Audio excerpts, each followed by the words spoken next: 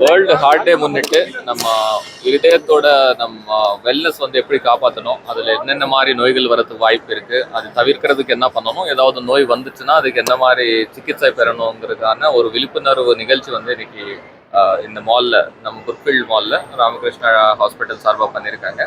இது ஒன்றும் ரொம்ப வரவேற்கத்தக்க விஷயம். மக்கள் அதிகமாக நடமாட்டம் இருக்கிற ஒரு மாலில் இந்த மாதிரி விழிப்புணர்வு நிகழ்ச்சி வேண்டும் பல்வேறு மக்கள்கிட்ட கொண்டு போய் சேர்க்க முடியும். நம்ம ஹார்ட் ஹெல்த்னு பார்த்தோம்னா முதல்ல ப்ரிவென்ஷன், நம்ம ஹெல்தி லைஃப் ஸ்டைல் வச்சுட்டு தொடர்ந்து ஃபிட்னஸ் மெயின்டைன் பண்ணாலே நம்ம நிறைய டிசீசஸ் தவிர்க்கலாம்.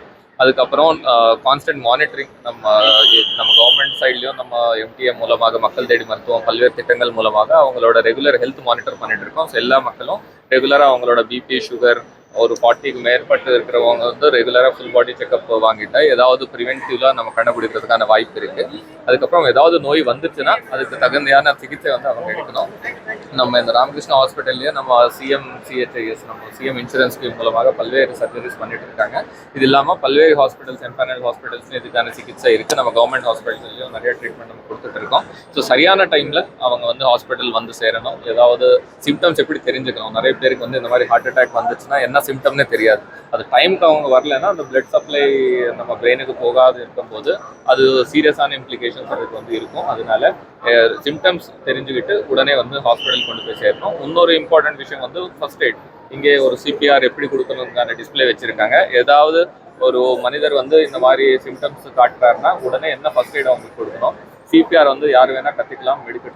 மெடிக்கல் ப்ரொஃபஷனலாக இருக்கணும்னு தேவையில்லை. அதனால இப்போ இந்த விழிப்புணர்வு மூலமாக பொதுமக்களும் இந்த சிபிஆர் கொடுக்குற ஒரு முறை வந்து கற்றுக்கிட்டாங்கன்னா நம்ம யாராவது நீடில் இருக்கிறவங்க இந்த ட்ரீட்மெண்ட் கொடுக்கலாம். இப்போ கவர்மெண்ட் சார்பாகவும் நம்ம இருதயம் காப்போங்கிற திட்டத்துக்கு லோடிங் டு டோசஸ்ங்கிற மாத்திரைகள் வந்து எல்லா பிஹெச்சிஸ்லையும் அவைலபிளாக இருக்குது.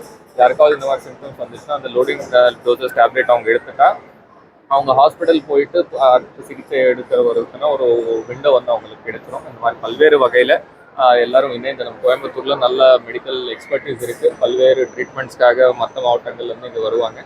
ஸோ இந்த எல்லா ஹாஸ்பிட்டல்ஸும் நம்ம கவர்மெண்ட் அண்ட் ப்ரைவேட்டில் சேர்ந்து இந்த இனிஷியேட்டிவ்ஸ் பண்ணிட்டு இருக்கோம். பொதுமக்களுக்கு healthy heart and healthy life இருக்கிறதுக்கான ஸ்டெப்ஸ் வந்து எல்லாம் ஆஸ் அ சொசைட்டி வந்து நம்ம எடுக்கணும் இந்த நேரத்தில் கேட்டுக்கோம். இப்போ மாவட்ட நிர்வாகம் சார்பாக நம்ம எந்த அளவுக்கு மானிட்டர் பண்ணலாம் சார்? நம்ம வந்து மக்கள் தேடி மருத்துவம் நம்ம தொடர்ந்து மானிட்டர் பண்ணிட்டே இருக்கோம். ஏன்னா இந்த சிம்டம்ஸ் எல்லாம் பிளட் ப்ரெஷர்லையும் இதுவும் வந்துட்டே இருக்கும். ஸோ மக்கள் தேடி மருத்துவம் மூலமாக நம்ம பண்ணிட்டு இருக்கோம். எல்லா பிஹெச்சிஸ்லையும் இப்போ வந்து பாலிகிளினிக்ங்கிற இதில் ஸ்பெஷலிஸ்ட்டும் அவங்க வந்து அவைலபிளாக இருப்பாங்க. ஸோ கார்டியாலஜி ஸ்பெஷலிஸ்ட் இருக்கும்போது நம்ம அங்கே போய் பார்க்கலாம்.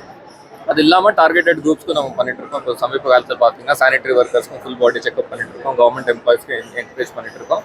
நம்ம ஃபோக்கஸ் வந்து இப்போ எந்த மாதிரி நோய் அதிகமாக இருக்குது, ஒரு சில டைமில் கான்டேஜியஸ் டிசீஸாக இருக்கும்போது வந்து அது சைக்கிளிக்கலாக வந்துட்டு இருக்கும். ஆனால் தொடர்ந்து லைஃப் ஸ்டைல் டிசீஸ் வந்து இப்போ இன்க்ரீஸ் ஆகிட்டே இருக்குது. ஸோ நம்ம மாவட்ட நிர்வாகம் சார்பாக ஹெல்தி லைஃப் ஸ்டைல் ப்ரொமோட் பண்ணுறதும் நீங்கள் பார்த்துருப்பீங்க. அந்த 8 கிலோமீட்டர் தினந்தோறும் வந்து நடக்கணும்னு ப்ரமோட் பண்ணுறாங்க. நம்ம அமைச்சராக இருந்தாலும் எல்லாரும் அது ப்ரமோட் பண்ணுறோம். ஏன்னா ப்ரிவென்ஷன், நம்ம லைஃப் ஸ்டைல் டிசீசஸ்க்கு நம்ம நல்ல லைஃப் ஸ்டைல், ஒன்றும் டயட்டு, ஒன்று எக்ஸசைஸ். டெய்லி ஒரு 10,000 ஸ்டெப்புன்னு சொல்லுவோம். ரொம்ப அதிகமான நீங்கள் அதுவும் ஒரு ஃப்ளாட் இது இருக்குது. நம்ம இது மாதிரி ஏதாவது இருக்குன்னு சொல்லிட்டு ரொம்ப ரிகரஸான எக்ஸசைஸ் உடனே போய் பண்ணக்கூடாது. அதனால நம்ம ப்ரமோட் பண்ணது வந்து முதல்ல வாக், அதுக்கப்புறம் ஜாக், அதுக்கப்புறம் தான் ஏதாவது இன்டென்சிவ் எக்ஸசைஸ் பண்ணணும். ஏதாவது இன்டென்சிவ் எக்ஸசைஸ் பண்ணிங்கன்னா அதுக்கான வார்ம் அப் இருக்கணும், கூல் டவுன் இருக்கணும். அது ரொம்ப முக்கியம். ஸோ அது வந்து கவனத்தில் கொள்ளணும். அதுக்கப்புறமா ஹெல்தி ஃபுட் நம்ம ப்ரமோட் பண்ணது வந்து சிறுதானியம் நம்ம ப்ரமோட் பண்ணிட்டு இருக்கோம். சிறுதானியம் ப்ரமோட் பண்ணது பல்வேறு நிகழ்ச்சிகள் வைக்கிறோம். அதுக்கப்புறம் எந்த அரசு நீங்கள் விழாவாக இருந்தாலும் அங்கே வந்து நம்ம அங்கன்வாடி சார்பாக ஒரு ஸ்டால் இருக்கும். அதில் வந்து எப்படி ஹெல்தி லைஃப் ஸ்டைல் என்ன சாப்பிட்டா வந்து ஒரு சத்தான வந்து டயட்டை அங்கே எடுக்க முடியும், அதை நம்ம ப்ரமோட் பண்ணிட்டு இருக்கோம். ரெண்டுமே, ஒன்று வந்து ப்ரிவென்ஷன், இன்னொரு ட்ரீட்மெண்ட் ஆங்கிள்லையும் நம்ம விழிப்புணர்வு கொடுத்துருக்கோம்.